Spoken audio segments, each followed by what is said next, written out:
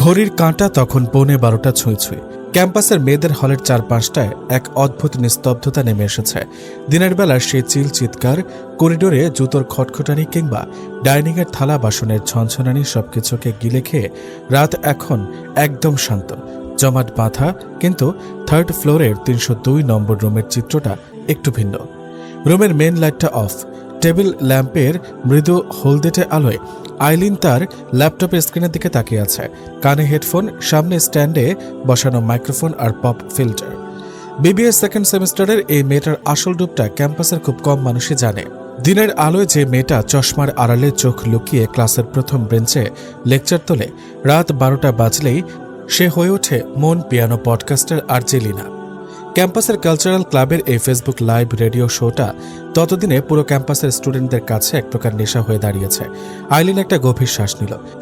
স্ক্রিনে live countdown শুরু হয়ে গেছে। 3, 2, 1। অমনি সে মিক্সারের স্লাইডারটা আলতো করে ওপরে তুলে দিল। ব্যাকগ্রাউন্ডে খুব হালকা স্নিগ্ধ একটা অ্যাকোস্টিক পিয়ানো টিউন বাজতে শুরু করল। শুভরাত ক্যাম্পাস।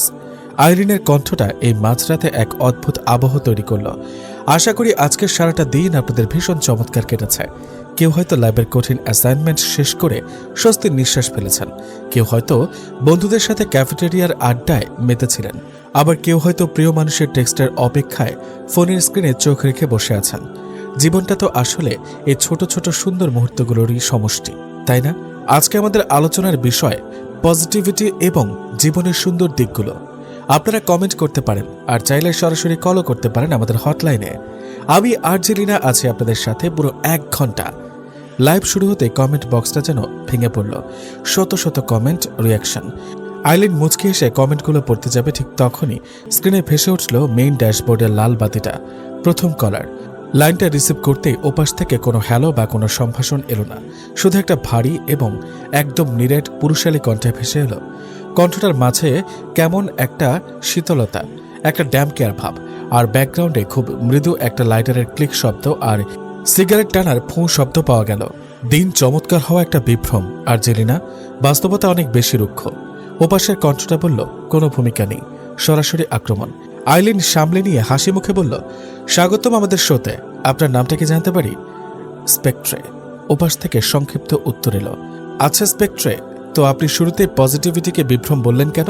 দিনটা কি আপনার ভালো কাটেনি? ওপাশ থেকে একটা শুকনো তাচ্ছিলের হাসি শোনা গেল। ভালো কিংবা খারাপ বলে কিছু নেই, দিনটা কেটেছে এইটুকুই বাস্তব।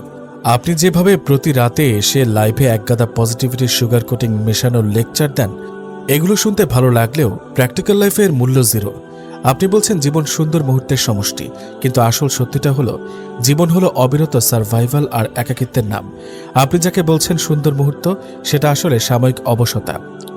মানুষ যখন তার চারপাশের অন্ধকারটা সহ্য করতে না পারে, তখন সে পজিটিভিটির আফিম গিলে বেঁচে থাকতে চায়। আপনার এই মন পিয়ানো আসলে সেই আফিমের দোকান। আইলিন চমকে উঠল। এত বড় কথা! তার লাইভ শোতে এসে কেউ সরাসরি এভাবে আক্রমণ করেনি কখনো। কমেন্ট বক্সে ততক্ষণে ঝড় উঠে গেছে। সবাই লিখছে, ওরে বাপরে, স্পেকট্র তো পুরো ধুয়ে দিল। কে এই কলার? ভয়েসটা হেব্বি। আইলিন নিজের নার্ভ শক্ত করল। সে হার মানার মেয়ে নয়। সে মাইক্রোফোনের দিকে একটু এগিয়ে এসে নরম কিন্তু দৃঢ় গলায় বলল, স্পেকট্রে, অন্ধকার আছে বলেই কিন্তু আলোর একটা আলাদা মূল্য আছে। আমরা যদি প্রতিদিনের ছোট ছোট ভালো লাগাগুলোকে অস্বীকার করি, তবে তো বেঁচে থাকার কোনো মানেই থাকে না।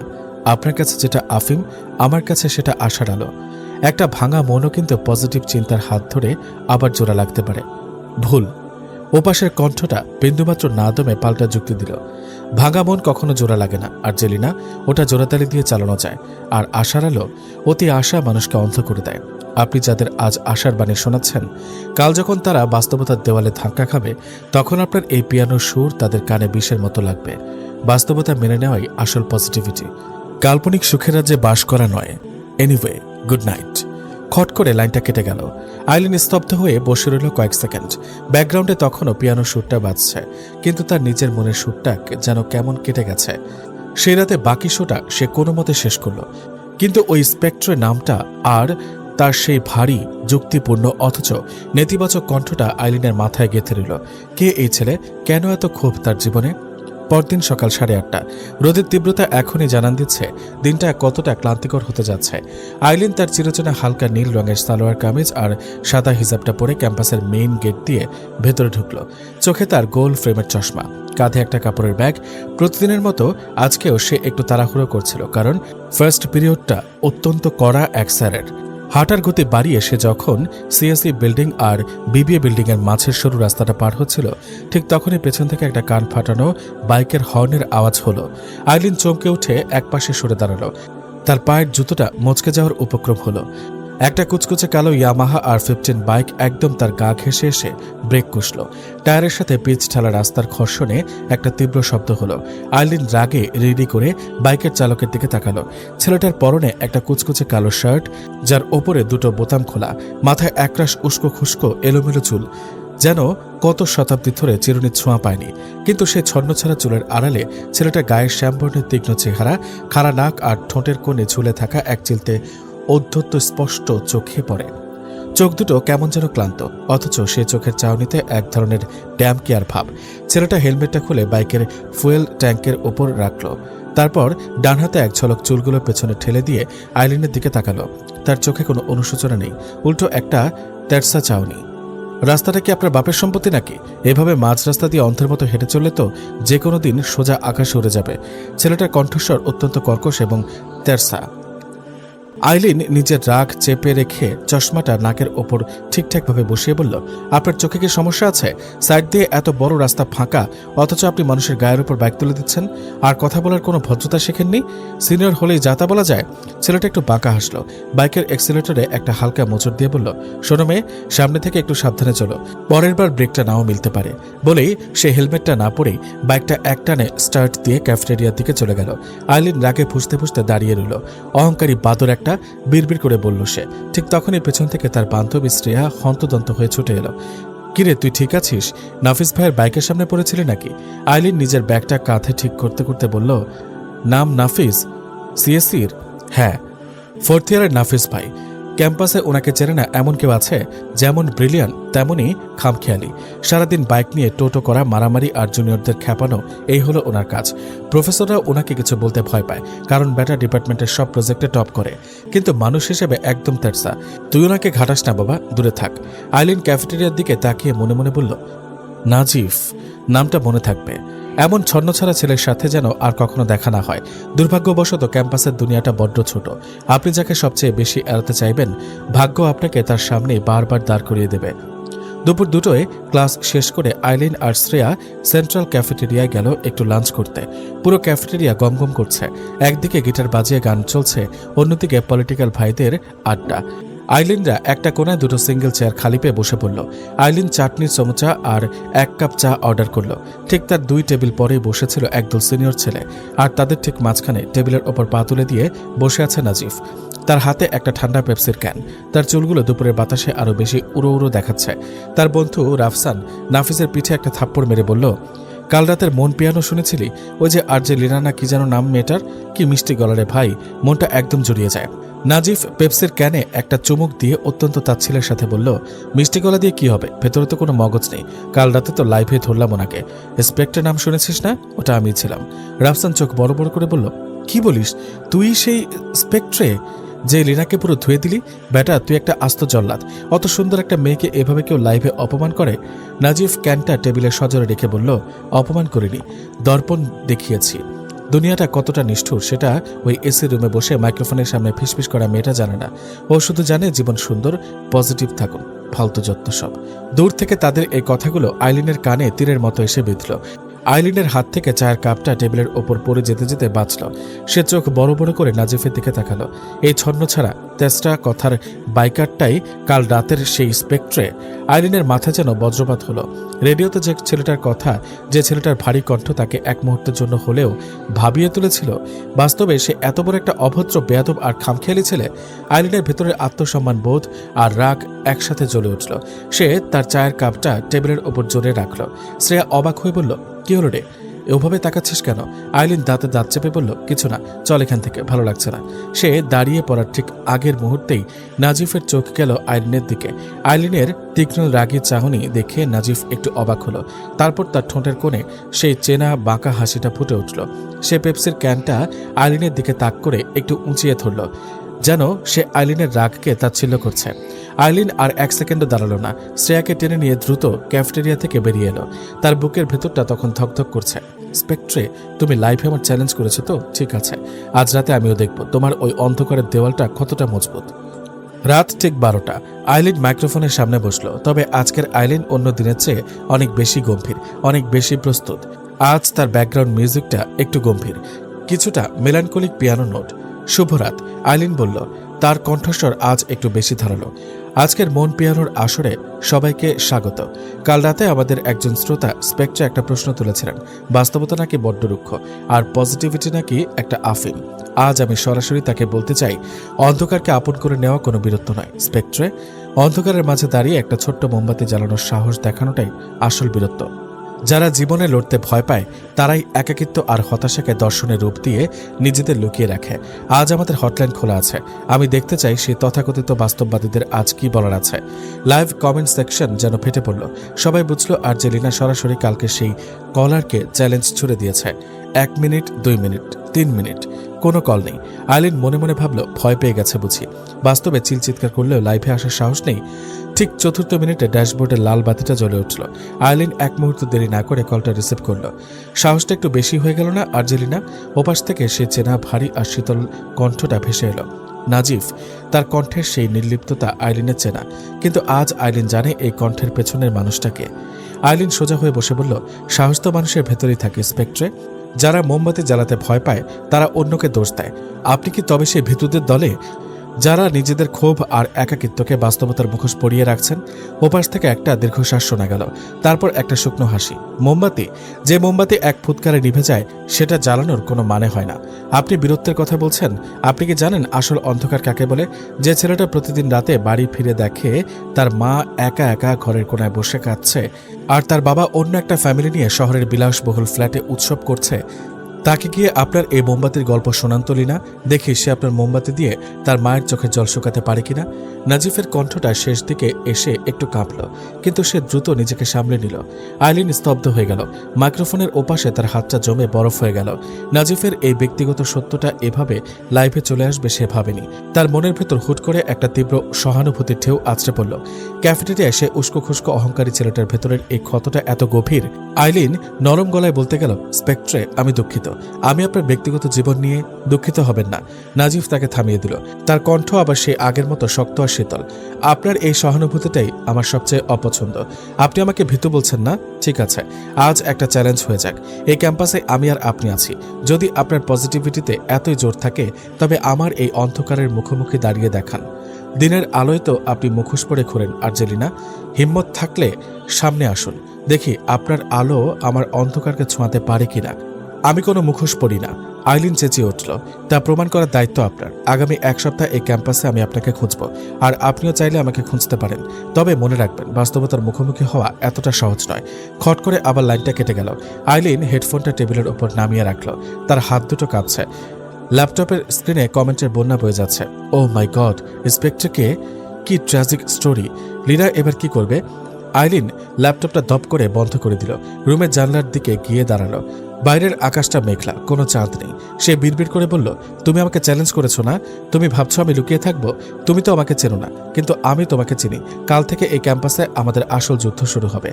শব্দ তরঙ্গের আড়ালে শুরু হওয়া এই লুকোচুরি খেলা যে বাস্তবের এক তীব্র সংঘাতে রূপ নিতে যাচ্ছে তা আইলিন টের পাচ্ছিল, কিন্তু সে পিছপা হবে না। অন্ধকারের দেওয়াল যতই বড় হোক, আলোর একটা কণা তাকে ভাঙার জন্য যথেষ্ট। এই বিশ্বাস নিয়ে সে রাতের অন্ধকারে চোখ বুঝল।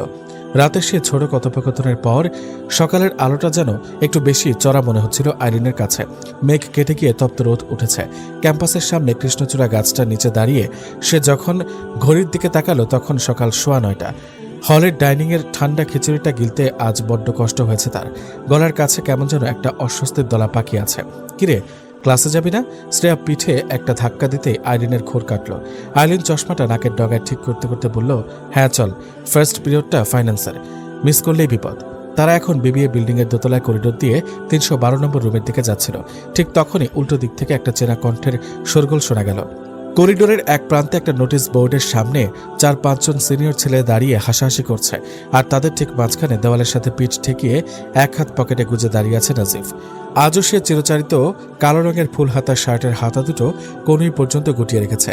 মাথা ভর্তি সেই ছন্নছাড়া এলোমেলো চুল, কপালে এসে পড়েছে 2-1টা চিলতে, আর এক হাতে একটা রোল করা আর্ট পেপারের মতো প্রজেক্ট ফাইল, অন্য হাতে একটা মেটাবলিক চাবির রিং।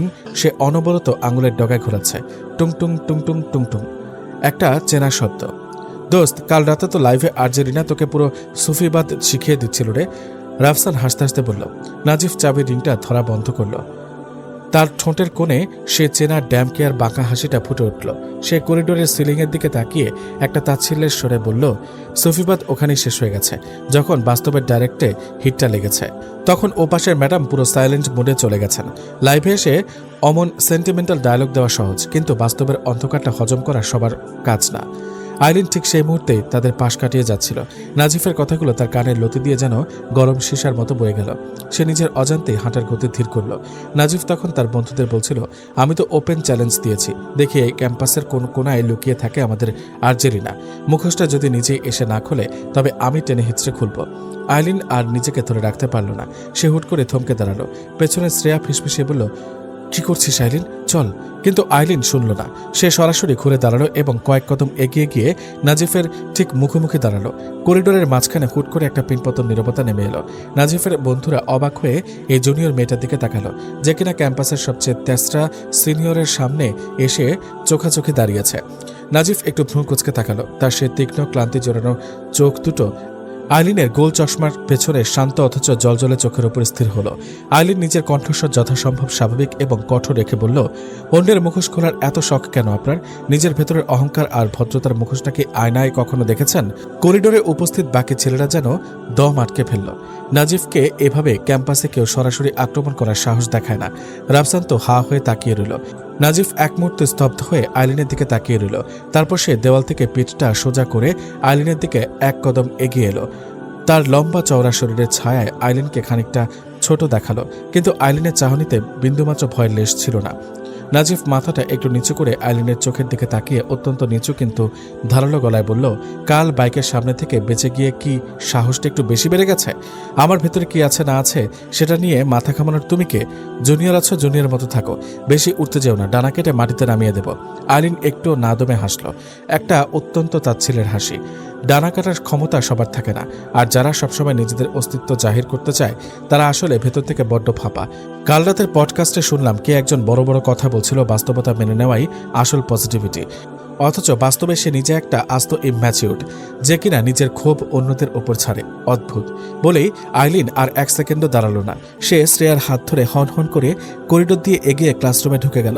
পেছনে নাজিফ সেই আর্ট পেপারের রোলটা হাতের মুঠোয় শক্ত করে চেপে ধরল। তার চোয়াল শক্ত হয়ে উঠল। রাফসান আলতো করে নাজিফের কাঁধে হাত দিয়ে বলল, কিরে মামা, জুনিয়র মেয়ে তো তোকে পুরো তুড়ি মেরে চলে গেল, চিনিস না কেউ রে? নাজিফ আইলিনে চলে যাওয়ার পথের দিকে তাকিয়ে রইল। তার চোখ দুটো সরু হয়ে এলো। সে বিড়বিড় করে বলল, চিনি না, তবে চিনে নেব। এই মেয়ের জেদটা একটু বেশি চড়া। বিকেলের দিকে ক্যাম্পাসের আবহাওয়াটা একটু বদলে যায়। ক্যাম্পাসের পেছনে খোলা লনটায় তখন ফোর্থ ইয়ারের বিদায়ী ব্যাচের একটা কালচারাল ফেস্টের প্রস্তুতি চলছিল। চারদিকে সাউন্ড সিস্টেম চেকিংয়ের ধূপধাপ শব্দ, স্পিকারে বেজ টেস্ট করা হচ্ছে। আইলিন লাইব্রেরি থেকে দুটো রেফারেন্স বই নিয়ে হলের দিকে ফিরছিল। তার মাথায় তখনও সকালের করিডোরের সেই ঘটনাটা ঘুরপাক খাচ্ছিল। সে কি একটু বেশি বলে ফেলেছে? নাজিফ যদি জানতে পারে সেই আর্জেন্টিনা, তবে তো লঙ্কাকাণ্ড ঘটে যাবে।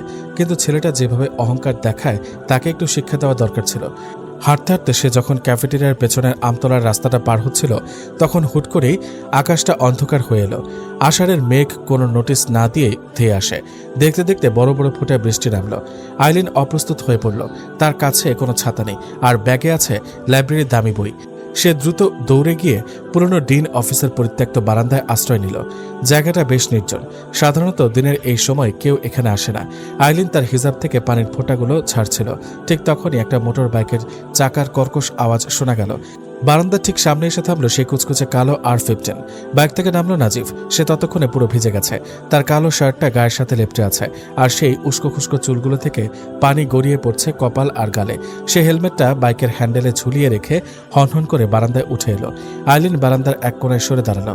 সে ভাবেনি এই বৃষ্টির মধ্যে আবার এই আপদের মুখোমুখি হতে হবে। নাজিফ বারান্দায় উঠে এসে প্রথমে আইলিনকে দেখল না। সে তার শার্টের হাতাটা চিপে পানি ফেলছিল। তারপর হুট করেই তার চোখ গেল কোনায় দাঁড়িয়ে থাকা আইলিনের দিকে। বৃষ্টির জলের মাঝেও নাজিফের চোখের সেই তীক্ষ্ণতা কমেনি। সে একটা দীর্ঘশ্বাস ফেলে বারান্দার রেলিংয়ে ভর দিয়ে দাঁড়ালো।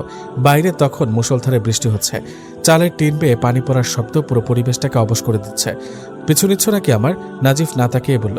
তার কণ্ঠস্বরে সকালে সে রাগটা নেই, কেমন যেন একটা অবসাদ। আইলিন বইগুলো বুকের সাথে চেপে ধরে বলল, আপনার পিছু নেওয়ার মতো ফালতু সময় আমার নেই। বৃষ্টি এসেছে তাই দাঁড়িয়েছি। নাজিফ কোনো উত্তর দিল না। সে পকেট থেকে একটা ভেজা সিগারেটের প্যাকেট বের করার চেষ্টা করলো, কিন্তু দেখলো সবগুলো সিগারেট ভিজে নষ্ট হয়ে গেছে। সে বিরক্ত হয়ে প্যাকেটটা ছুঁড়ে ফেলে দিল বারান্দার বাইরে বৃষ্টির জলের মধ্যে। জীবনটাও এই ভেজা সিগারেটের মতো। নাজিফ নিচু স্বরে বলল, বাইরে থেকে দেখলে মনে হয় খুব কাজের, কিন্তু কাজের সময় একটা আগুনও জ্বালানো যায় না। আইলিন নাজিফের দিকে তাকালো। বৃষ্টির আবছা আলোয় নাজিফের মুখটা কেমন যেন বিষণ্ণ দেখাচ্ছিল। ক্যাম্পাসের সেই ড্যাম কেয়ার হিরো নাজিফকে এখন কেমন যেন একটা একাকী একগুঁয়ে বালকের মতো লাগছে। আইলিন একটু ইতস্তত করে বলল, সবকিছুতে এত নেতিবাচক খোঁজা কি আপনার রোগ? নাজিফ আইলিনের দিকে ঘুরল। সে রেলিংয়ে পিঠ ঠেকিয়ে আইলিনের দিকে তাকালো। তুমি সকালে খুব বড় বড় লেকচার দিচ্ছিলে না? বলেছিলে আমি ইম্যাচিউর। তুমি আমার কি জানো? আমি যতটুকু দেখেছি ততটুকুই বলেছি, আইলিন বলল, যদিও তার গলা এখন আগের চেয়ে নরম। নাজিফ একটু হাসল, তবে সেই হাসিতে কোনো তাচ্ছিল্য ছিল না, ছিল এক গভীর কষ্ট। তোমরা যারা এই সুখী পরিবারে বড় হও, বাবা মায়ের আদর পেয়ে বড় হও, তারা দুনিয়াটাকে একটা ফেরিটেল মনে করো। তোমরা ভাবো একটু হাসলেই সব ঠিক হয়ে যায়, কিন্তু যখন নিজের জন্মদাতা বাবা নিজের চোখের সামনে মাকে ডিভোর্স পেপার ধরিয়ে দিয়ে অন্য এক কম বয়সী মেয়েকে নিয়ে গাড়ি চড়ে যায়, আর মা যখন লোকলজ্জার ভয়ে প্রতি রাতে বালিশে মুখ গুজে কাঁদে, তখন ওই পজিটিভিটির শব্দটা শুনলে বমি আসে, বুঝলে? নাজিফের গলার রগগুলো ফুলে উঠল। সে বাইরের বৃষ্টির দিকে তাকালো। আমার মা একজন প্রফেসর ছিলেন, নিজের ক্যারিয়ার ছেড়েছিলেন ওই লোকটার জন্য, আর শেষমেশ কি পেলেন? একাকিত্ব। আমি যখন 4th ইয়ারে উঠলাম তখন থেকে আমি নিজের খরচ নিজে চালাই, কোডিং করি, ফ্রিল্যান্সিং করি, প্রজেক্ট করি। ওই লোকের এক পয়সাও আমি ছুঁই না। ক্যাম্পাসে আমি বাইক চালাই উড়া করে, কারণ যখন স্পিড 100-র ওপরে থাকে তখন মনের ভেতরের এই চিৎকারটা আর শুনতে পাওয়া যায় না। এবার বলো, আমি কি এখনো ইম্যাচিউর? আইলিন স্তব্ধ হয়ে দাঁড়িয়ে রইল। বৃষ্টির শব্দটা যেন আরো তীব্র হয়ে উঠল তার কানে। সে নাজিফের চোখের দিকে তাকালো। সে চোখে এখন কোনো অধ্যত্ব নেই, আছে এক সমুদ্র সমান অভিমান আর কষ্ট। আইলিনের মনে হলো কাল রাতের রেডিওর স্পেকট্রে আর বাস্তবের এই নাজিফ, দুটো চরিত্র যেন এক বিন্দুতে এসে মিলে গেছে। নিজের কষ্টটাকে একটা রুক্ষ দেওয়াল দিয়ে ঢেকে রেখেছে, যাতে কেউ তার দুর্বলতা দেখতে না পায়। আইলিন আলতো করে বলল, আপনার বাবার অন্যায়টার জন্য আপনি নিজেকে কেন শাস্তি দিচ্ছেন? নিজের পায়ে দাঁড়িয়েছেন, এটা তো গর্বের বিষয়, কিন্তু তার জন্য পুরো পৃথিবীর ওপর এত ঘৃণা পুষে রাখা কি ঠিক? আপনার মাকে চাইবেন আপনি এভাবে বেঁচে থাকুন? নাজিফ আইলিনের দিকে তাকালো। আইলিনের চোখে সে মায়া আর শান্ত চাউনিটা তার ভেতরে জমে থাকা বরফটাকে যেন একটু গলিয়ে দিল। সে কিছুক্ষণ চুপ করে রইল, তারপর একটা লম্বা শ্বাস নিয়ে বলল, তুমি বড্ড বেশি কথা বলো। ঠিক তখনই বৃষ্টিটা একটু কমে এলো। নাজিফ আর এক মুহূর্ত দাঁড়ালো না। সে বারান্দা থেকে নেমে বাইকের দিকে এগিয়ে গেল। বাইকে ওঠার আগে সে ঘুরে দাঁড়িয়ে আইলিনকে বলল, তোমার বইগুলো ভিজে যাচ্ছে, ব্যাগের চেনটা ভালো করে আটকাও। বলেই সে বাইকটা স্টার্ট দিয়ে চলে গেল। আইলিন তার চলে যাওয়ার দিকে তাকিয়ে রইল। তার মনের ভেতর এক অদ্ভুত অনুভূতি তৈরি হচ্ছে। সে এখন নাজিফকে চেনে বাইরে থেকে সে একটা রুক্ষ পাথর, কিন্তু ভেতরে সে একটা ভাঙা কাঁচ। রাত 11টা বেজে 45 মিনিট। হলের রুমে আইলিন ল্যাপটপ অন করে বসে আছে। আজ তার মনটা অন্যরকম এক দোলাচলে দুলছে। ঠিক 12টা বাজতেই সে লাইভ শুরু করলো। আজকের ব্যাকগ্রাউন্ডে কোনো পিয়ানো নেই, আজ কেবল একটা গিটারের হালকা আর উদাস সুর। শুভরাত ক্যাম্পাস, আইলিন মাইক্রোফোনের কাছে এসে বলল। তার কণ্ঠস্বর আজ এক অদ্ভুত গভীরতায় ভরা। আজ আমাদের মন পিয়ানোর আসরে আমি কোনো আশার বাণী শোনাতে আসিনি। আজ আমি একটা স্বীকারোক্তি দিতে এসেছি। কাল রাতে আমাদের একজন বিশেষ শ্রোতা তার জীবনের একটা অন্ধকারের গল্প আমাদের শুনিয়েছিলেন। আজ আমি তাকে বলতে চাই, আমি আপনার অন্ধকারকে অবহেলা করছি না। আমি বুঝতে পারছি কিছু কিছু ক্ষত এতটাই গভীর হয় যে সেখানে আলোর কথা বললে সেটা উপহাসের মতো শোনায়। লাইভ কমেন্ট সেকশন সাথে সাথে সাথে শান্ত হয়ে গেল। শ্রোতারা লিনার কণ্ঠের এই পরিবর্তনটা টের পাচ্ছিল। আইলিন বলতে থাকলো, কিন্তু স্পেকট্রে, আপনি যাকে একাকিত্ব বলছেন সেটা কিন্তু আপনার শক্তিও হতে পারে। আপনি যে নিজের পায়ে দাঁড়িয়েছেন সেটা কোনো সাধারণ মানুষের কাজ নয়। আপনি আসলে একজন যোদ্ধা, কিন্তু একজন যোদ্ধা যদি সারা জীবন কেবল যুদ্ধের ময়দানে কাটিয়ে দেয় তবে সে শান্তির স্বাদ পাবে কখন? নিজের ভেতরের ঘৃণাটাকে একটু ছুটি দিন। কাউকে ক্ষমা করতে না পারেন, অন্তত নিজেকে ভালো রাখুন। আজ আমাদের হটলাইন খোলা, আপনি কি আছেন লাইনে? আইলিন ড্যাশবোর্ডের দিকে তাকালো। বুকটা তার দূর দূর করছে। নাজিফ কি শুনছে? সে কি কল করবে? 1 মিনিট 2 মিনিট কেটে গেল, কোনো কল নেই। আইলিন যখন ভাবলো আজ হয়তোবা সে আসবে না, ঠিক তখনই লাল বাতিটা জ্বলে উঠল। Caller ID স্পেকট্রে। আইলিন দ্রুত লাইনটা অন করলো। ওপাশ থেকে কয়েক সেকেন্ড কেবল একটা ভারী নিঃশ্বাসের শব্দ শোনা গেল। কোনো কথা নেই। স্পেকট্রে, আপনি আছেন? আইলিন জিজ্ঞেস করল। আজকে স্ক্রিপ্টটা বেশ ভালো ছিল আর্জেলিনা। নাজিফের কণ্ঠ ভেসে এলো, কিন্তু আজ তার কণ্ঠে সে চিরচেনা তীক্ষ্ণতা বা তাচ্ছিল্য ছিল না। কেমন যেন একটা অদ্ভুত ক্লান্তি আর শীতলতা। আইলিন স্বস্তির নিঃশ্বাস ফেলে বলল, এটা কোনো স্ক্রিপ্ট ছিল না, এটা আমার মন থেকে বলা কথা। মন? নাজিফ ওপাশ থেকে একটু হাসল। রেডিওর ওপারে বসে মন নিয়ে খেলা করা সহজ, কিন্তু লিনা, তুমি কি জানো আজ দুপুরে আমি একজনের সাথে দেখা করেছি। এই ক্যাম্পাসের একটা মেয়ে। সে আমার সামনে দাঁড়িয়ে হুবহু তোমার মতো কথা বলছিল নিজের ভেতরের ঘৃণাটাকে ছুটে দিতে। আইলিন চমকে উঠল। তার হৃৎপিণ্ডটা যেন এক মুহূর্তের জন্য স্তব্ধ হয়ে গেল। নাজিফ কি তবে বুঝে ফেলেছে? সে কি ধরে ফেলেছে যে করিডোরের সেই মেয়েটাই লিনা? আইলিন নিজের কণ্ঠস্বর কাঁপতে না দিয়ে বলল, তাই? কে সে? আছে একটা মেয়ে, নাজিব বলল। তার কণ্ঠস্বরটা কেমন যেন রহস্যময় শোনালো। খুব সাধারণ দেখতে, চোখে গোল চশমা, কিন্তু তার চোখের চাউনিতে এক অদ্ভুত জেদ আছে। সে আমার সামনে দাঁড়িয়ে আমাকে ইম্যাচিউর বলল, আমার ভেতরের ক্ষতগুলোকে টেনে বের করলো। অদ্ভুত ব্যাপার কি জানো, যখন সে কথা বলছিল আমার মনে হচ্ছিল আমি কোনো রেডিও শো শুনছি না, আমি সরাসরি আমার সেই অদৃশ্য শত্রু আর্জেলিনাকেই সামনে দেখতে পাচ্ছি। আইলিনের কপালে বিন্দু বিন্দু ঘাম জমে উঠল। সে মাইক্রোফোনের পপ ফিল্টারটা হাত দিয়ে শক্ত করে চেপে ধরল। সে কিছু বলতে পারল না। নাজিফ ওপাশ থেকে বলতে থাকলো, আমি তাকে বলেছি যে আমি তাকে চিনে নেব। লিনা, তুমি কি ভয় পাচ্ছ? তুমি কি ভাবছ আমি তোমাকে খুঁজে পাবো না?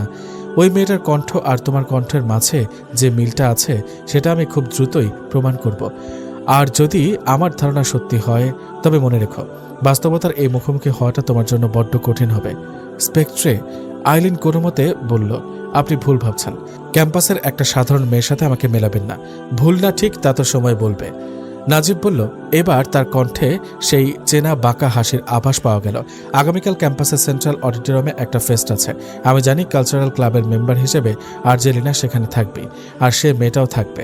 আমি কাল অডিটোরিয়ামের মেইন গেটে দাঁড়িয়ে থাকবো, দেখি আমার সামনে দিয়ে কে পার হয়।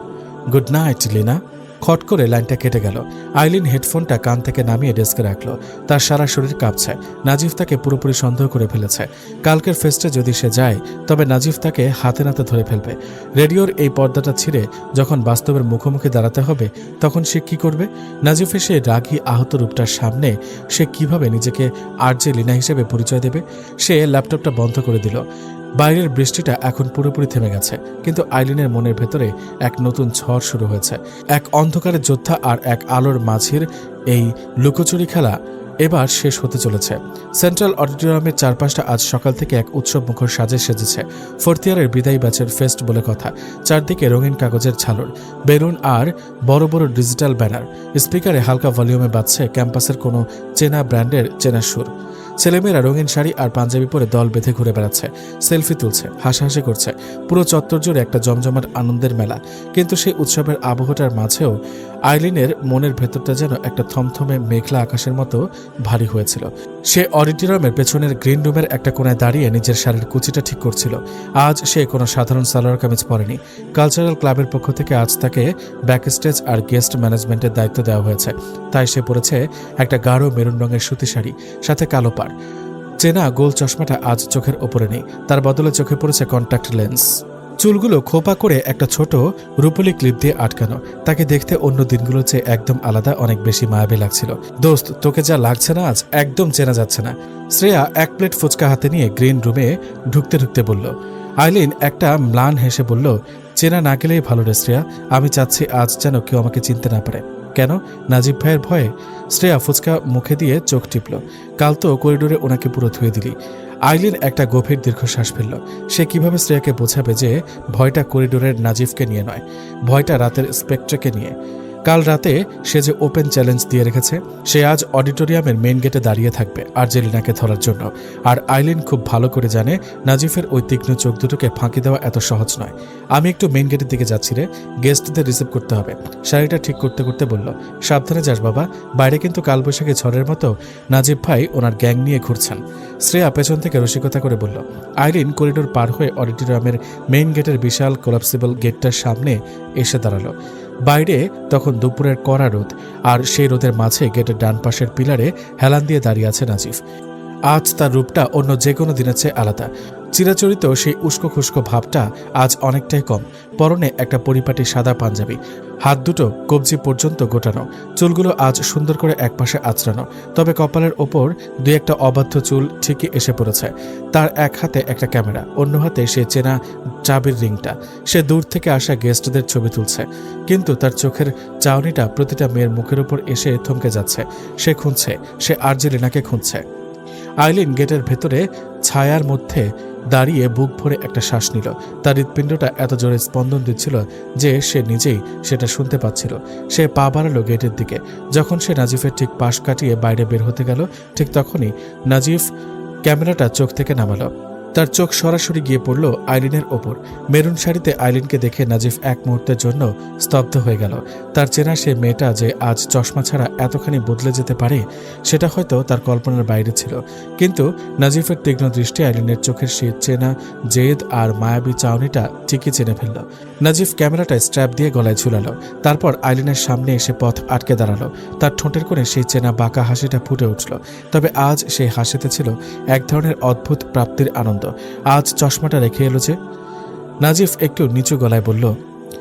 আইলিন নিজেকে শক্ত করে ধরে রেখে বলল, রাস্তা ছাড়ুন, আমার কাজ আছে, গেস্টদের কার্ড চেক করতে হবে। নাজিফ সরল না। সে পকেটে হাত গুজে আইলিনের একদম কাছাকাছি এসে দাঁড়ালো। কাজ তো পরেও হবে, আগে বলো কাল রাতের চ্যালেঞ্জটার কি হলো? তোমার সেই আর্জেলিনা কোথায়? আমি তো সকাল থেকে মেইন গেটে দাঁড়িয়ে প্রতিটা মেয়ের গলা শোনার চেষ্টা করছি, কিন্তু কাউকে লিনার মতো দেখতে মনে হচ্ছে না। আইলিন একটু থতমত খেল, কিন্তু সে সামলে নিয়ে বলল, লিনা কেন আপনার সামনে এসে ধরা দেবে? আপনার মতো মানুষের সামনে আসার কোনো ইচ্ছা হয়তো তার নেই। ভুল। নাজিফ আইলিনের চোখের দিকে সোজা তাকিয়ে বলল। তার কণ্ঠস্বর হুট করে খুব গম্ভীর আর নরম হয়ে গেল। সে অলরেডি আমার সামনে এসে দাঁড়িয়ে আছে। শুধু তার ভেতরের ভয়টার জন্য সে নিজের পরিচয়টা স্বীকার করতে পারছে না। আইলিনের বুকের ভেতরটা ধক করে উঠল। সে কি তবে নিশ্চিত হয়ে গেছে? আইলিন চোখ সরিয়ে নিয়ে বলল, যা তা বলবেন না, আমি লিনা নই। আমি কি বলেছি তুমি লিনা? নাজিফ একটু ঝুঁকে এসে ফিসফিস করে বলল, আমি তো শুধু বললাম লিনা আমার সামনে দাঁড়িয়ে আছে। তুমি নিজেকে লিনা ভাবছো কেন? তার মানে চোর কাটায় ধরা পড়েছে, তাই তো? আইলিন বুঝতে পারল সে নিজের অজান্তে ফাঁদে পা দিয়ে ফেলেছে। তার ফর্সা গাল দুটো রাগে আর লজ্জায় লাল হয়ে উঠল। সে নাজিফকে ধাক্কা দিয়ে সরিয়ে দেওয়ার মতো ভঙ্গিতে পাশ কাটিয়ে দ্রুত অডিটোরিয়ামের চত্বরের দিকে হেঁটে চলে গেল। পেছন থেকে নাজিফের এক অদ্ভুত তৃপ্তির হাসি শোনা গেল। সে ক্যামেরার লেন্সটা আইলিনের চলে যাওয়ার পথের দিকে তাক করল এবং একটা ক্লিক শব্দ হলো। কিছুক্ষণের মধ্যে ফেস্টের মূল অনুষ্ঠান শুরু হলো। অডিটোরিয়ামের ভেতরে তখন আলো আধারের খেলা। স্টেজে প্রজেক্টরের নীল আলো পড়ছে, আর স্পিকারে একের পর এক পারফরমেন্স চলছে। আইলিন ব্যাক স্টেজের সাউন্ড মিক্সারের পাশে দাঁড়িয়ে ডায়েরি লিখছিল।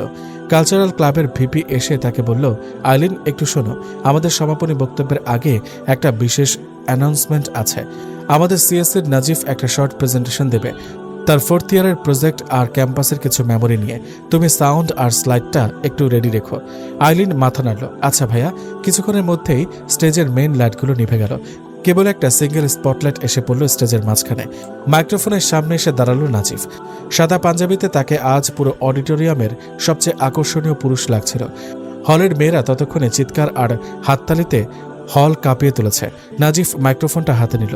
তার সেই ভারী শীতল কণ্ঠটা যখন স্পিকারে প্রতিধ্বনিত হলো, পুরো অডিটোরিয়াম 1 সেকেন্ড শান্ত হয়ে গেল। শুভ অপরাহ্ন ক্যাম্পাস, নাজিফ বলতে শুরু করলো। তার কণ্ঠের এই টোনটা শোনা মাত্রই অডিটোরিয়ামের পেছনের সারিতে বসা অনেক শ্রোতায় চমকে উঠল। এই কণ্ঠটা বড্ড চেনা। প্রতি রাতে রেডিওতে যে স্পেকট্রে কথা বলে, তার কণ্ঠ হুবহু একই রকম। আইলিন ব্যাকস্টেজে দাঁড়িয়ে সাউন্ড বোর্ডের মিক্সারটা শক্ত করে ধরে ফেলল। তার চোখ দুটো বড় বড় হয়ে গেল। নাজিফ তবে আজ সবার সামনে নিজের পরিচয় প্রকাশ করে দিচ্ছে। আজ আমাদের বিদায়ের দিন। নাজিফ স্ক্রিনের দিকে তাকিয়ে বলল, যেখানে ক্যাম্পাসে 4 বছরের বিভিন্ন ছবি ভাসছিল, আমি এই ক্যাম্পাসে 4টে বছর কাটিয়েছি একটা অন্ধকার ঘরের মতো। আমি ভাবতাম দুনিয়াটা বড্ড রুক্ষ, বড্ড নিষ্ঠুর। মানুষের ভালোবাসা, পজিটিভিটি সবকিছুই আমার কাছে সুগার কোটিং মনে হতো। প্রতি রাতে আমি একটা ছদ্মনামের আড়ালে লুকিয়ে এক মায়াবী কণ্ঠের মেয়ের সাথে তর্ক করতাম।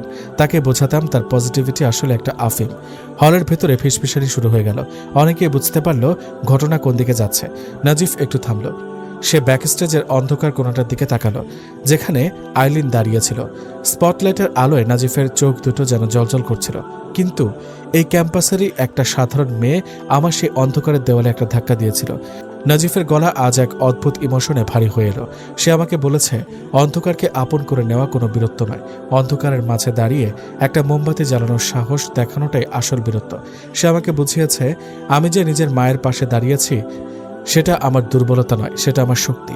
সে আমাকে নিজের ভেতরের ঘৃণাটাকে ছুটি দিতে বলেছে। অডিটোরিয়ামে সবাই একদম স্তব্ধ, কেউ একটা টু শব্দ করছে না। নাজিফ একটা গভীর শ্বাস নিয়ে বলল, আজ আমি এই মঞ্চে দাঁড়িয়ে সবার সামনে স্বীকার করতে চাই, স্পেকট্রে হেরে গেছে আর আর্জেন্টিনার পজিটিভিটি জিতে গেছে। আমি আজ থেকে আমার ভেতরে সেই পুরনো ঘৃণাটাকে ছুটি দিলাম। আমি আর অন্ধকারের ঘরে লুকিয়ে থাকবো না। তবে লিনা, তুমি যে কাল রাতে বলেছিলে তুমি কোনো মুখোশ পরো না, আজ আমি তোমাকে একটা অনুরোধ করব। তোমার সেই পজিটিভিটির আলোটা দিয়ে কি আমার জীবনের বাকি পথটা একটু আলো করে দেবে? তুমি কি আজ এই ক্যাম্পাসের সামনে তোমার সেই মুখোশটা খুলে আমার মুখোমুখি দাঁড়াবে না? নাজিফ মাইক্রোফোনটা স্ট্যান্ডে রেখে স্টেজের মাঝখানে দাঁড়িয়ে রইল। পুরো হলের স্পটলাইটটা হুট করে স্টেজ থেকে ঘুরে গিয়ে ব্যাক স্টেজের সেই অন্ধকার কোণায় আইলিনের ওপর পড়ল। আইলিন যেন পাথরের মতো জমে গেল। পুরো অডিটোরিয়ামের হাজারটা চোখ এখন তার দিকে তাকিয়ে। সে দেখল স্টেজের ওপর দাঁড়িয়ে নাজিফ তার দিকে হাত বাড়িয়ে দিয়েছে। তার চোখে আজ কোনো ঔদ্ধত্য নেই, সেখানে কেবল আছে এক বুক আকুতি আর এক নতুন জীবনের শুরু করার ব্যাকুলতা। শ্রেয়া আইলিনের পাশে দাঁড়িয়ে ফিসফিস করে বলল, ওহ মাই গড, যা আইলিন, তোর আলোটার এখন ওনাকে খুব দরকার। আইলিনের চোখের কোণ দিয়ে এক ফোঁটা পানি গড়িয়ে পড়ল। তার ভেতরে সব ভয়, সব দ্বিধা এক মুহূর্তে কর্পূরের মতো উড়ে গেল। সে শাড়ির আঁচলটা হাতে জড়িয়ে ধীরে ধীরে অন্ধকারের কোণ থেকে বের হয়ে আলোর মাঝে এসে দাঁড়ালো। সে স্টেজের সিঁড়ি বেয়ে উপরে উঠে গেল। পুরো অডিটোরিয়াম তখন করতালিতে ফেটে পড়েছে। সিটে বসা স্টুডেন্টরা একসাথে চিৎকার করে উঠছে। কিন্তু আইলিন আর নাজিফের কাছে সেই আওয়াজগুলো যেন খুব দূরে কোথাও মিলিয়ে যাচ্ছিল। আইলিন নাজিফের ঠিক 2 কদম দূরত্বে এসে দাঁড়ালো। নাজিফ তার দিকে তাকিয়ে এক অদ্ভুত সুন্দর হাসি দিল। সেই হাসিটা এতটাই পবিত্র আর নিষ্পাপ ছিল যে আইলিনের মনে হলো এই ছেলেটার ভেতরের সব ক্ষত যেন এক মুহূর্তে ভালো হয়ে গেছে। চশমা ছাড়া তোমাকে বেশি সুন্দর লাগছিল না? নাজিফ খুব নিচু গলায় বলল, যা কেবল আইলিনই শুনতে পেল। আইলিন চোখের পানি মুছে মুচকি হাসল। নাজিফ তারপর তার চোখের দিকে তাকিয়ে বলল, আমাদের যুদ্ধটা তবে এখানেই শেষ? আইলিন মাথা নাড়ল, না, এটা তো কেবল শুরু। এবার আমরা একসাথে জীবন বেয়ানোর সুর তুলব। 1 মাস পর রাত ঠিক 12টা, বিবিএ হলের 302 নম্বর রুমে টেবিল ল্যাম্পের আলোয় আইলিন বসে আছে। তার কানে হেডফোন, সামনে মাইক্রোফোন। তবে আজ মিক্সারের ওপাশে ল্যাপটপের স্ক্রিনে একটা জুম কল অন করা। সেখানে দেখা যাচ্ছে নাজিফকে। সে তার নিজের রুমের ব্যালকনিতে দাঁড়িয়ে আছে, আকাশের দিকে তাকিয়ে। তার মুখে একটা স্বস্তির হাসি। আইলিন মিক্সারের স্লাইডারটা ওপরে তুলল। পিয়ানোর সেই স্নিগ্ধ সুরটা ব্যাকগ্রাউন্ডে বাজতে শুরু করলো। শুভরাত ক্যাম্পাস, আইলিন মায়াবী কণ্ঠে বলল, আজ আমাদের মন পিয়ানোর শেষ পর্ব। আজ আমি আপনাদের কোনো গল্প শোনাবো না। আজ আমি শুধু বলবো, জীবনটা কখনো কখনো বড্ড রুক্ষ মনে হতে পারে, চারপাশের অন্ধকারটা বড্ড ভারী মনে হতে পারে, কিন্তু মনে রাখবেন, কোনো অন্ধকারই চিরস্থায়ী নয়। যদি আপনার পাশে এমন কেউ থাকে যে আপনার অন্ধকারের মুখোমুখি দাঁড়িয়ে একটা ছোট্ট মোমবাতি জ্বালানোর সাহস রাখে, তবে সেই আলোতেই পুরো পৃথিবীটা সুন্দর হয়ে ওঠে। আজ আমাদের সাথে লাইনে আছেন আমাদের চিরচেনা একজন শ্রোতা, স্পেকট্রে। তবে আজ সে কোনো নেতিবাচক কথা বলতে আসেনি। কলের লাইনটা অন হতে নাজিফের ভারী কণ্ঠ, শান্ত কণ্ঠটা স্পিকারে ভেসে এলো, শুভরাত্রি না, আর শুভরাত ক্যাম্পাস। নাজিফ ব্যালকনি থেকে রাতের আকাশের দিকে তাকিয়ে বলল, আমি আজ এতটুকুই বলবো, বাস্তবতাকে ভালোবাসার আলো দিয়ে বদলে দেওয়াটাই হলো আসল জীবন। আমি আমার মোমবাতিটা খুঁজে পেয়েছি। আশা করি আপনারাও আপনাদের জীবনের সেই আলোটা খুঁজে পাবেন। ভালো থাকুন সবাই। আইলিন ল্যাপটপের স্ক্রিনের দিকে তাকিয়ে মুচকি হাসল। নাজিফও স্ক্রিনের ওপাশ থেকে আইলিনের দিকে তাকিয়ে তার চেনা সেই বাঁকা কিন্তু পরম তৃপ্তির হাসিটা দিল। বহু বছর পর বাতাসে আজ বরফের গন্ধ। জানলার কাচের ওপারে টরন্টোর ডাউন টাউনের আলো ছায়া খেলা করছে। দূরে সিএন টাওয়ারের চূড়াটা মাঝে মাঝে কুয়াশা চাদরে ঢেকে যাচ্ছে, আবার এক চিলতে আলোর স্পর্শে জেগে উঠছে। আইলিন জানলায় মাথা ঠেকিয়ে 1 কাপ ধুমায়িত কফি হাতে নিয়ে দাঁড়িয়ে আছে। পরনে লাল কালো চেকের ওলের সোয়েটার, আলগা করে পিঠে ফেলে রাখা লম্বা চুল। আজ থেকে ঠিক 7 বছর আগে বিশ্ববিদ্যালয় জীবনের শেষ দিনে যখন সে শেষবারের মতো আর্জেলিনা হয়ে মাইক্রোফোনের সামনে দাঁড়িয়েছিল, তখন কি সে জানত তার জীবনের গল্পটা 1000 মাইল দূরের এই সুদূর কানাডায় এসে একটা সম্পূর্ণ নতুন বাঁক নেবে? স্মৃতির পাতায় সময় দ্রুত পিছু হটে। সমাবর্তনের পর একে একে পার হয়ে গেছে 7-7টি বছর, কিন্তু জীবন তার নিজস্ব নিয়মে বয়ে চলেছে। গ্রাজুয়েশন শেষ করে আইলিন কর্পোরেট ওয়ার্ল্ডে ঢুকলেও কয়েক বছর পরই একটি স্বনামধন্য আইটি মাল্টিন্যাশনালের ব্র্যান্ড মার্কেটিং হেড হিসেবে তার ট্রান্সফার হয় কানাডায়। আর ঠিক তার আগের বছরই দুই পরিবারের সম্মতিতে নাজিফের হাত ধরেছিল সে। একটা ছোট ছিমছাম বিয়ের অনুষ্ঠান, যেখানে ক্যাম্পাসের পুরনো বন্ধুরা এসে চিৎকার করে বলেছিল, অবশেষে আর্জেলিনা আর স্পেকট্রে এক হয়ে গেল। কাজের সূত্রে আজ তারা দুজনেই টরন্টোর এক ছিমছাম পেন্ট হাউসে নিজেদের একটা ছোট্ট সংসার সাজিয়ে নিয়েছে। ক্যাম্পাসের সে ঝগড়াটে বাইকার ছেলেটা আজ এক আন্তর্জাতিক সফটওয়্যার ফার্মের সিনিয়র সলিউশন আর্কিটেক্ট। কিন্তু অবাক করা বিষয় হলো, 7 বছর পার হয়ে গেলেও তাদের মধ্যকার রসায়নটা বিন্দুমাত্র পুরনো হয়নি। হঠাৎ একজোড়া উষ্ণ হাত আইলিনের কোমর পেঁচিয়ে ধরল। পেছন থেকে নাজিফের চেনা ভারী কণ্ঠটা বাজতেই আইলিনের ঠোঁটের কোণে এক চিলতে হাসি ফুটে উঠল। নাজিফের দাড়ি হালকা ট্রিম করা, চুলের আগের মতো সেই উস্কো খুস্কো ছন্ন ছাড়া ভাবটা নেই, বরং এক ধরনের অভিজাত ভাব এসেছে। তার সে চেনা পারফিউমের গন্ধ আর চোখের দৃষ্টির গভীরতা আজও সেই পুরনো দিনের কথা মনে করিয়ে দেয়। আইলিন কফির কাপে চুমুক দিয়ে একটু পেছনে ফিরে তাকালো। তুমি এত রাতেও ল্যাপটপ নিয়ে বসেছিলে? ডাক্তার কিন্তু চোখকে রেস্ট দিতে বলেছে। নাজিফ হাসল। সে আইলিনের চিবুক স্পর্শ করে কপালে একটা দীর্ঘ চুমু এঁকে দিল। আজ ক্লায়েন্টের সাথে ইম্পর্টেন্ট একটা মিটিংয়ে ছিলাম। তাছাড়া আজকের তারিখটা তোমার মনে আছে কিনা তা পরীক্ষা করার জন্য জেগেছিলাম। আইলিন একটু ভ্রু কুঁচকে তাকালো।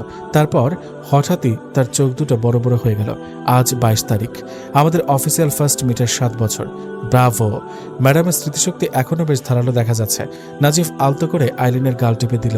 মনে আছে লাইব্রেরির সামনে আমার বাইকের গায়ে তোমার স্কুটি দিয়ে ধাক্কা দিয়েছিলে? আর তারপর শুরু হয়েছিল মহাকাব্য।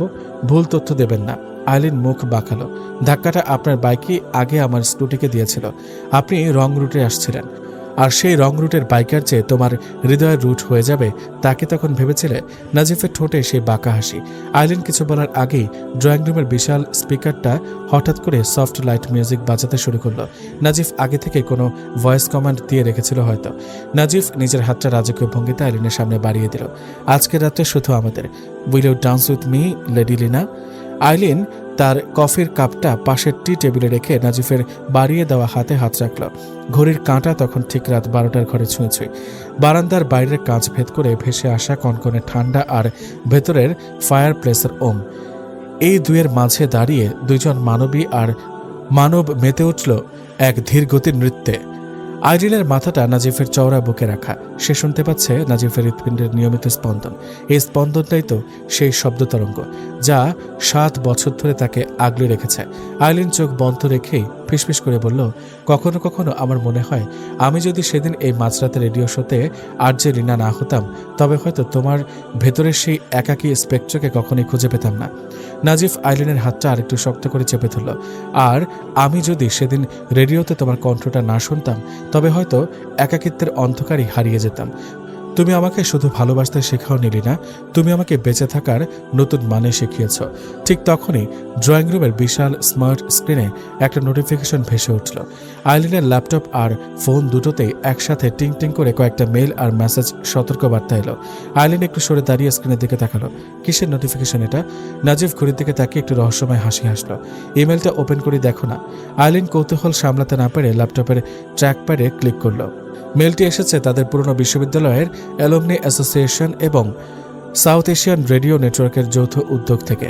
মেইলের সারসংক্ষেপ পড়তেই আইলিনের হাত থেকে যেন মাউসটা খসে পড়ার উপক্রম হলো। মেইলে লেখা রয়েছে, প্রিয় আর্জেলিনা, দীর্ঘ 7 বছর পর আমাদের বিশ্ববিদ্যালয়ের 50 বছর পূর্তি এবং গ্লোবাল অনলাইন বেতার উৎসব উপলক্ষে আগামী সপ্তাহে এক বিশেষ আন্তর্জাতিক ভার্চুয়াল পডকাস্টের আয়োজন করা হয়েছে। বিশ্বজুড়ে ছড়িয়ে থাকা আমাদের বিশ্ববিদ্যালয়ের প্রাক্তন স্টুডেন্টরা এই শোটি শুনবেন। আমরা অত্যন্ত আনন্দের সাথে জানাচ্ছি, বিশ্বের বিভিন্ন দেশ থেকে শত শত প্রাক্তনী আবেদন জানিয়েছেন যেন এই বিশেষ পর্বে আর্জেলিনা এবং তার সেই লেজেন্ডারি কলার স্পেকট্রে একসাথে অনিয়ারে আসেন। আপনাদের যৌথ সম্মতির অপেক্ষায়। আইলিন চোখ দুটো গোল গোল করে নাজিফের দিকে তাকালো। এটা কিভাবে সম্ভব? ওরা কিভাবে জানলো? নাজিফ হেসে উঠে আইলিনকে পেছন থেকে জড়িয়ে ধরে বলল, ওরা জানতো না, কিন্তু গত মাসে যখন ওদের থেকে আমার কাছে সিএসসি অ্যালুমনি স্পিকার হিসেবে জয়েন করার ইনভাইটেশন এলো, তখন আমি ওদের এই প্রস্তাবটা দিই। আমি জানি তুমি তো রেডিওর ওই মাইক্রোফোনটা, ওই হেডফোনটা বড্ড মিস করো, তাই এই স্পেশাল উপহারটা তোমার জন্য। আইলিনের বুকটা এক অজানা আনন্দে কেঁপে উঠল। সত্যি, কানাডায় আসার পর থেকে কর্পোরেট লাইফের হাজারো ব্যস্ততায় সে কখনো আর মাইক্রোফোনের সামনে দাঁড়ানোর সুযোগ পায়নি। রাতের বেলা কখনো কখনো একা বসে যখন সে পুরনো স্মৃতির অ্যালবাম উল্টাতো, তখন তার মনে হতো সেই আর্জেলিনা মেয়েটা যেন কালের গর্ভে কোথায় হারিয়ে গেছে। কিন্তু নাজিফ তাকে কখনো ভুলতে দেয়নি। কিন্তু আইলিন একটু দ্বিধাগ্রস্ত কণ্ঠে বলল, 7 বছর পর এখন কি আর সে আগের মতো টিউনিং হবে? নাজিফ আইলিনের গোল ফ্রেমের চশমাটা আলতো করে সোজা করে দিয়ে বলল, শব্দ তরঙ্গের প্রেম কখনো পুরনো হয় না ম্যাডাম। আর তাছাড়া এবার তো আমরা দুই প্রান্তে থাকা অচেনা দুজন মানুষ নই। এবার আমরা এক ছাদের নিচে দাঁড়িয়ে বিশ্বকে আমাদের সম্পূর্ণ ভালোবাসার গল্প শোনাব। 1 সপ্তাহ পর টরন্টো, রাত 12টা, অর্থাৎ বাংলাদেশের সময় দুপুর 1টা। আইলিন তার হোম স্টুডিওর সাউন্ড প্রুফ রুমে বসে আছে। তার কানে স্টুডিও হেডফোন, সামনে মাইক্রোফোন আর ডিজিটাল মিক্সার প্যানেল। পাশে বসে আছে নাজিফ, তার পরনে ক্যাজুয়াল ব্ল্যাক টি শার্ট আর হাতেও একটা প্রফেশনাল মাইক। আইলিন মিক্সারের স্লাইডারটা আলতো করে ওপরের দিকে ঠেলে দিল। ব্যাকগ্রাউন্ডে বেজে উঠল সেই 7 বছর পুরনো স্নিগ্ধ চিরাচরিত মন পিয়ানোর সুর। আইলিন একটা দীর্ঘশ্বাস নিয়ে চোখের সামনে ভার্চুয়াল স্ক্রিনের দিকে তাকালো। অন এয়ারে লাইভ কাউন্টডাউন শুরু হয়ে গেছে। 3, 2, 1। শুভ রাত টরন্টো এবং শুভ দুপুর বাংলাদেশ। আইলিন মাইক্রোফোনের খুব কাছে এসে সেই চেনা, মায়াবী আর পজিটিভিটিতে ভরা কণ্ঠে কথা বলে উঠল। 7টি বছর, দীর্ঘ 2550টি দিন পর আমাদের সে পুরনো আর্জেলিনা আজ আবার আপনাদের শব্দ তরঙ্গে ফিরে এসেছে। লাইভ স্ট্রিমিংয়ের চ্যাটবক্সটা যেন 1 সেকেন্ডের মধ্যে আগ্নেয়গিরির মতো ফেটে পড়ল। হাজার হাজার কমেন্ট স্ক্রল করতে শুরু করলো, এত দ্রুত যে চোখে পড়া দেয়। Oh my god, Angelina is really back. Canada থেকে লাইভ করছেন। স্পেকট্রে কোথায়? স্পেকট্রে কি আছে আমার ভার্সিটি লাইফের সেরা স্মৃতির পুনরাবৃত্তি? আইলিন কমেন্টগুলো দেখে মুচকে এসে নাজিফের দিকে তাকালো। নাজিফ আইলিনকে চোখের ইশারায় আশ্বাস দিল। আইলিন আবার বলতে শুরু করলো, জীবন বড্ড দ্রুত বদলে যায়, তাই না? 7 বছর আগে যখন আমি প্রথম এই শো শুরু করেছিলাম, তখন আমার মনে হতো জগৎটা বুঝি খুব ছোট, কিন্তু সময় আমাদের পরিপক্ক করে, সীমানা ছাড়িয়ে দূরে নিয়ে যায়। তবে কিছু কিছু জিনিস কখনো বদলায় না। ঠিক তখনই নাজিফ নিজের মাইক্রোফোনের সুইচটা অন করলো। তার সেই গভীর, ম্যাচিউর এবং আকর্ষণীয় পুরুষালী কণ্ঠটা বিশ্বজুড়ে ছড়িয়ে থাকা হাজার হাজার শ্রোতার কানে পৌঁছে গেল। একটি গল্প তখনই সম্পূর্ণ হয় যখন ওপারে থাকা দুটি বিপরীতমুখী মেরু এসে এক বিন্দুতে মেলে। আর্জেলিনা, নাজিফ বলল। চ্যাটবক্সে যেন রিয়াকশন আর হার্ট ইমোজির তুফান উঠে গেল। নাজিফ স্ক্রিনের দিকে তাকিয়ে বলতে লাগলো, 7 বছর আগে আমি যখন অনিয়ারে প্রথম কল করেছিলাম, তখন আমি ছিলাম এক ক্ষুব্ধ অন্ধকারের বাসিন্দা। কিন্তু এই মেয়েটা যে রেডিওর আড়ালে বসে মানুষকে আলো বাটার স্বপ্ন দেখত, সে আমাকে শিখিয়েছে কিভাবে অন্ধকারের ক্যানভাসেও আলোর ছবি আঁকতে হয়। আজ বহু বছর পর প্রবাসের এই কনকনে ঠান্ডায় দাঁড়িয়ে যখন আমি পেছনে ফিরে তাকাই, তখন আমি আর কোনো অতীত ক্ষোভ দেখতে পাই না। আমি শুধু দেখতে পাই এক অদ্ভুত সুন্দর যাত্রা। শ্রোতাদের মধ্য থেকে একজন ভার্চুয়াল কলে কানেক্ট হলেন। প্রাক্তনী এক সিনিয়র ভাই লন্ডন থেকে কল করে আবেগাপ্লুত কণ্ঠে বললেন, লিনা, নাজিফ, তোদের এই গল্পটা আমাদের ক্যাম্পাসের ইতিহাস হয়ে আছে। তোরা আজ এত দূরে গিয়েও যে সেই ভালোবাসার টানটা ধরে রেখেছিস, এটাই তো জীবনের সবচেয়ে বড় পাওয়া। তোদের কাছে আজকের যুব প্রজন্মের জন্য কি বার্তা আছে? আইলিন নাজিফের দিকে তাকালো। নাজিফ আলতো করে আইলিনের হাতটা টেবিলের ওপর নিজের মুঠোয় তুলে দিল। আইলিন মাইক্রোফোনে বলল, বার্তা খুব সাধারণ ভাইয়া। দূরত্ব, কাজের চাপ কিংবা জীবনের ব্যস্ততা কোনো কিছুই ভালোবাসা বা সম্পর্ককে ম্লান করতে পারে না, যদি দুজনের মধ্যে শ্রদ্ধাবোধ আর বিশ্বাসটা অটুট থাকে। যদি আপনার ভালোবাসার মানুষের সাথে মনোভাব মিলে যায়, তবে পৃথিবীর যে কোনো প্রান্ত থেকে জীবনের সবচেয়ে সুন্দর সুরটা বাজানো সম্ভব। অনওয়ারের সেই 1 ঘন্টার পর্বটি কিভাবে যে পার হয়ে গেল কেউ টেরও পেল না। আন্তর্জাতিক বেতার উৎসবের এই বিশেষ পর্বটি যেন বিশ্বজুড়ে ছড়িয়ে থাকা হাজার হাজার প্রবাসী ও ক্যাম্পাসের প্রাক্তনীকে এক নিমেষে একসাথে বেঁধে ফেলল। শো শেষের ঘোষণা দিয়ে আইলিন যখন মিক্সারের স্লাইডারটা নিচে নামিয়ে আনলো, তখন ঘরের পরিবেশটা এক অদ্ভুত শান্তিময় নীরবতায় ভরে গেল। আইলিন হেডফোনটা খুলে টেবিলের ওপর রাখল। সে নাজিফের দিকে তাকিয়ে দেখল, নাজিফ তার দিকে গভীর এক ভালোবাসার দৃষ্টিতে তাকিয়ে আছে। কি দেখছো এভাবে? আইলিন আলতো হেসে জিজ্ঞেস করলো। দেখছি আমার আর্জেলিনা আজও কতটা সাধারণভাবে মানুষের মন জয় করে নিতে পারে। নাজিফ চেয়ার থেকে উঠে এসে আইলিনের সামনে হাঁটু গেড়ে বসল। সে আইলিনের গলা থেকে ঝুলে থাকা সেই 7 বছর পুরনো রূপলি পিয়ানোর লকেটটা স্পর্শ করল। আর আমি দেখছি। আইলিন নাজিফের চুলে হাত বুলিয়ে দিয়ে বলল, আমার সেই খামখেয়ালি স্পেকট্রে আজ কতটা পরিপক্ক এক আলোর মাঝি হয়ে গেছে। নাজিফ আইলিনের হাত দুটি নিজের ঠোঁটের কাছে এনে আলতো করে চুমু খেল। শুভ বিবাহ বার্ষিকী ও প্রথম সাক্ষাতের দিন মাই লেডি। শুভ দিন মাই ডিয়ার স্পেকট্রে। জানলার ওপারে কানাডার বরফাবৃত রাতে টরন্টোর ডাউনটাউনের আলো জ্বলজ্বল করে উঠল। 7 বছরের দূরত্ব, দেশান্তরী হওয়া আর জীবনের শত পরিবর্তনের মাঝেও তাদের ভালোবাসার সেই স্পন্দন আজও একই ফ্রিকোয়েন্সিতে বেজে চলেছে। শব্দতরঙ্গের সেই লুকোচুরি আজ আর কোনো রেডিও লাইভের ভেতর সীমাবদ্ধ নেই। তা এখন দুই হৃদয়ের এক অনন্ত অমর জীবন কাব্যে পরিণত হয়েছে, যে কাব্যের প্রতিটি ছন্দে লেখা আছে ভালোবাসা কোনো দূরত্ব চেনে না, চেনে কেবল হৃদয়ের সুর।